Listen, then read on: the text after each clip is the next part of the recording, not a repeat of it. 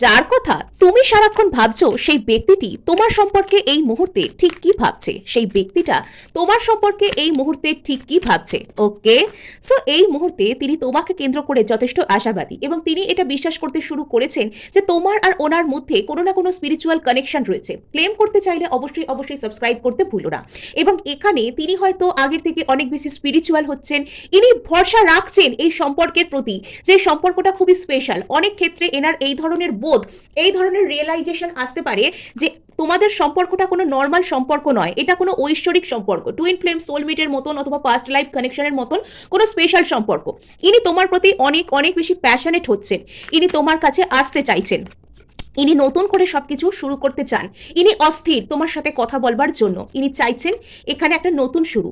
তো এখানে তোমাদের মধ্যে কোনো পাস্ট হার্ট ব্রেক থাকতে পারে যার জন্য এই ব্যক্তি অস্থির, এবং যে জিনিসটাকে ইনি হিল করতে চান, যেটার উপর নতুন শুরু করতে চান, ইনি সেটার জন্য অনুতপ্ত।